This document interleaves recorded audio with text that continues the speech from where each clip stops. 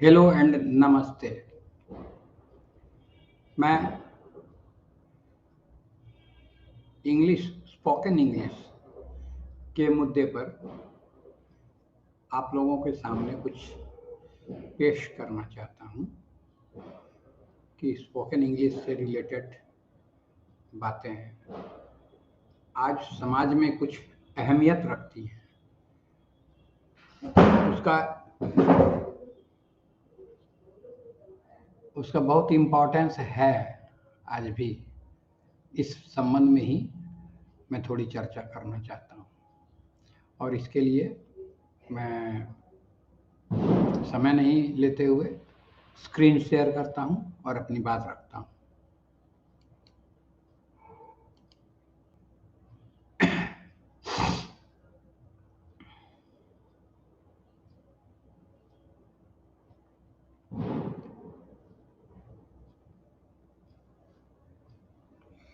Spoken English की जब बात उठती है तो चर्चा में इन बातों पर विचार करना ज़रूरी हो जाता है कि किस लेवल का स्पोकन इंग्लिश सिखाया जाए।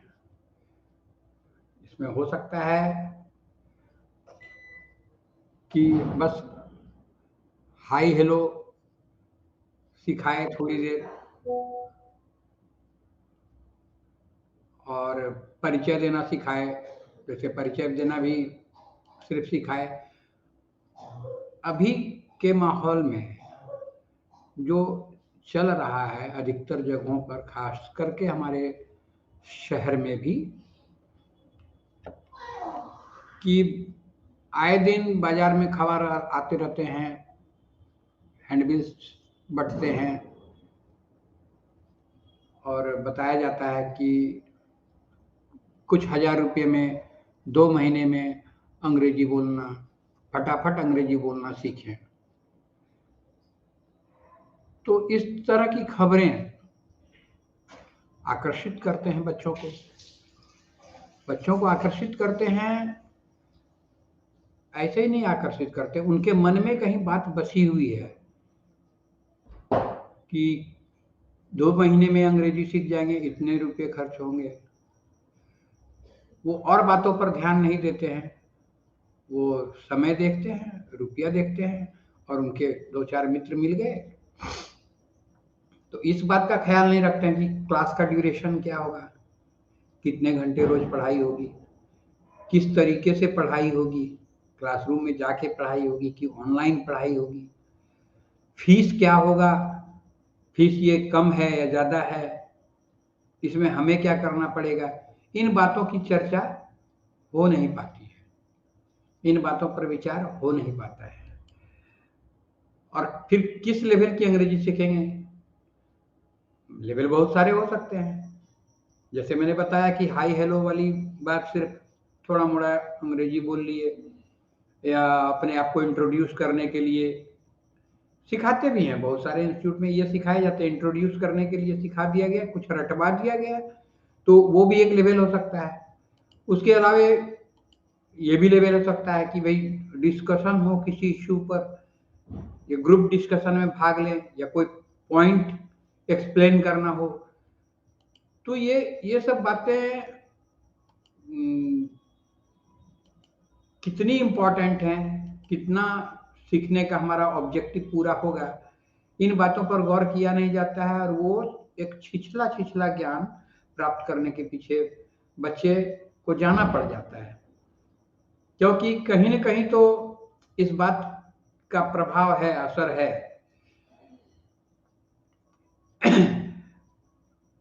अब थोड़ा-सा विचार करें हम लोग कि एक्चुअली अंग्रेजी या कोई भी भाषा हम लोग कैसे सीखते हैं? सीखने का प्राकृतिक वातावरण होता क्या है? आप लोग सभी को पता होगा, हम लोग हिंदी सीखे हैं ना, हम लोग अपनी मातृभाषा सीखे हैं ना, किस माहौल में सीखे हैं? बच्चे के रूप में अपने परिवार के अंदर सीखे हैं। तो सीखने का क्रम क्या हुआ? किससे सीखे हैं? तो हमारे गुरु तो माँ-बाप, दादा-दादी, चाचा-चाची, परिवार के सदस्य ही रहे हैं सब। उन लोग से सीखे हैं। घर में जितने लोग भी थे उन लोग सबसे कुछ न कुछ सीखे हैं। और इसके अलावे सीखे हैं तो पहले सुनते हैं।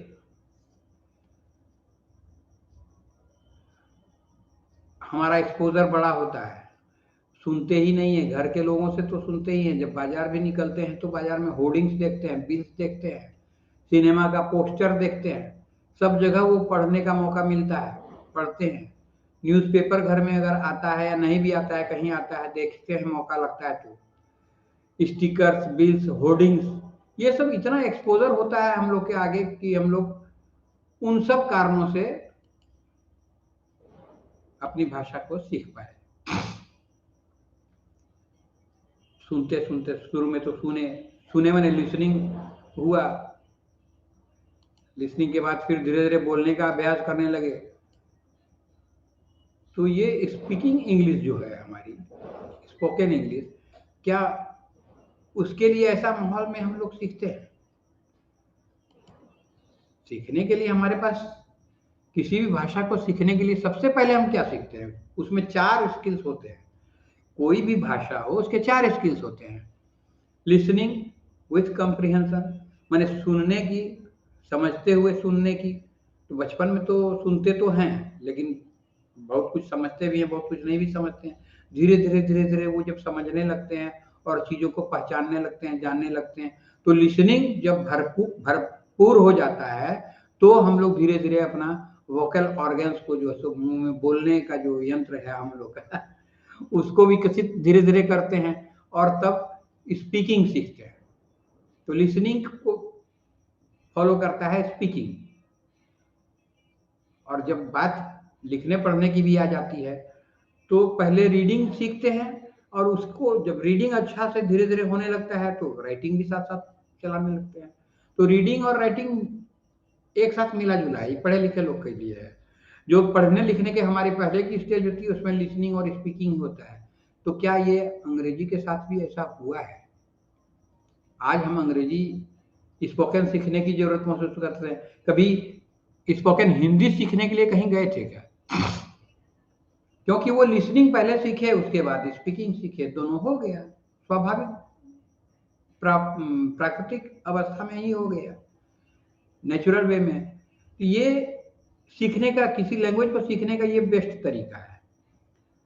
लेकिन जब वैसा माहौल नहीं मिला और उस तरीके से नहीं सीख सके, तो बाद में इंग्लिश सेकंड लैंग्वेज के रूप में हम लोग के सामने आई, बल्कि सेकंड लैंग्वेज से कुछ ज़्यादा ही बेहतर तरीके से सामने आई कि देखने लगे, लिखने लगे, एबीसीडी सीखने लगे और सीखते-सीखते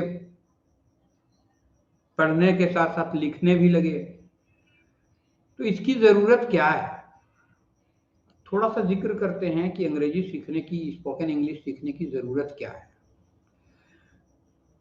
ये प्रॉब्लम है, ये हमारे समाज का प्रॉब्लम है, हमारे व्यक्तिगत रूप से बच्चों में, बहुत सारे बच्चों में अपना अपनी छवि वो ठीक नहीं मानते हैं, अपने आप को अंडर वैल्यू करने लगते हैं कि अरे हम तो अंग्रेजी आता नहीं, हमें अंग्रेजी। तो ये एक तकलीफ देती है उनको। इस तकलीफ से उबारना हमारे समाज का ही काम है ना। सेल्फ इमेज लो हो जाता है उनका, अपने बारे में ख्याल गलत आने लगता है। वो कोई बड़ा डिसीजन, बड़ा ठोस कदम नहीं ले पाते हैं। क्या करना है, नहीं करना है, बहुत जगह वो नेगेटिव फील करते हैं। एक नकारात्मक भावना उनके मन में घर कर जाती है कि हीन भावना आ जाती है कि अरे हम तो अंग्रेजी नहीं जानते हैं। और ये कभी-कभी एक बड़ा बहाना भी होता है, नहीं हमें अंग्रेजी नहीं आती है, हमको कंप्यूटर नहीं सीखना है। तो इतनी भी कम अंग्रेजी नहीं आती है, जबकि सच्चाई ये है कि अंग्रेजी काफ़ी कुछ आती है, फिर भी जितनी आती है उतने को ही हम लोग नहीं बोल पाते हैं। अब मोबाइल तो सबके पास है, मोबाइल में सारे इंग्लिश के वर्ड्स हमें मिलते हैं, बहुत सारे। मोबाइल एप्लीकेशन को लेके कब डिलीट करना है, कब जनरेट करना है, क्या करना है, नहीं करना है, वो बहुत आते हैं। तो वो सब जानते हैं बच्चे।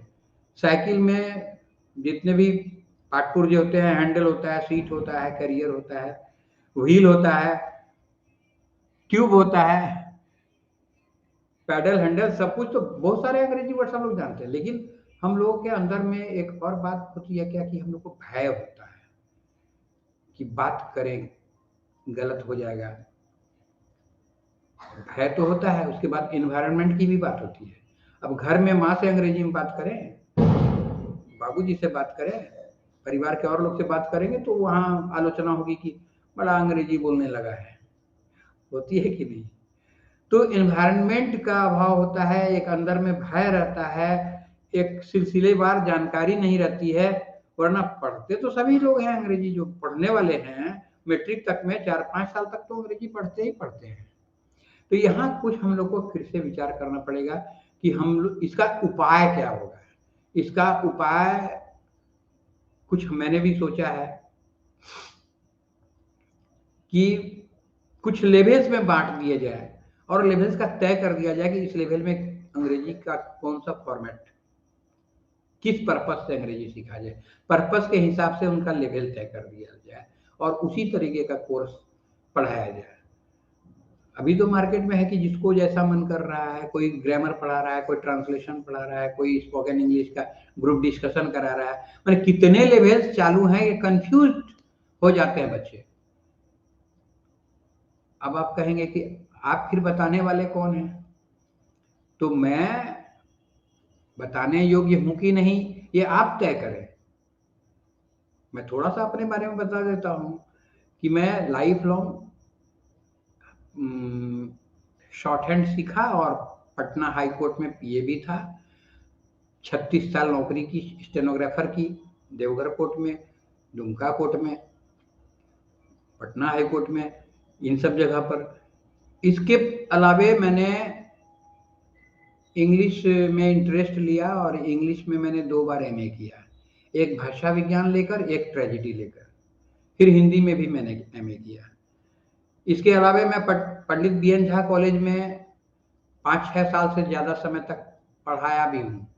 तब बीएन झा कॉलेज चलता था सर्राफी स्कूल में, लोअर फ्लोर में, और वहाँ से फिर गया अभी जहाँ बिल्डिंग बनी है करनी बात के पीछे में, वहाँ भी मैंने पढ़ाया है बहुत दिनों तक। इसके अलावा मैं शॉर्ट हैंड तो पढ़ा ही रहा हूँ। अपने रिटायरमेंट 2012 में मैं रिटायर किया और उसके बाद से शॉर्ट हैंड के क्लासेस पढ़ाता हूँ। इसमें इंग्लिश के क्लासेस भी पढ़ाता हूँ। इंग्लिश ऑनर्स के, इंग्लिश एमए के कुछ बच्चों को मैंने पढ़ाया है और उन लोगों ने अच्छा ही रिजल्ट किया। स्पोकन शॉर्ट हैंड पढ़ाने के क्रम में ही मुझे पूरा महसूस हुआ कि इसमें परीक्षा रिटन टेस्ट जो लिया जाता है उसमें इंग्लिश की भी ली जाती है और इसलिए मैं उन लोगों को भी इंग्लिश पढ़ाता था। अब आप तय करें कि मैं इंग्लिश इस तरीके से पढ़ाने में कितना सक्षम हूँ, नहीं हूँ। और मैं पढ़ा भी रहा हूँ, पढ़ना चाहिए। यहाँ कितना पॉजिटिव है, इन बातों की चर्चा होगी। और ये एक संक्षिप्त परिचय मैंने दिया कि स्पोकन इंग्लिश के कार्यक्रम होने चाहिए और जो क्वालिटी भी दे, अवेलेबल भी हो, अवेलेबिलिटी भी रहे उसकी, अफोर्डेबल हो। इतना नहीं पैसे देने पड़े कि वो और बातों का बैलेंस, बजट बिगाड़ दे घर का।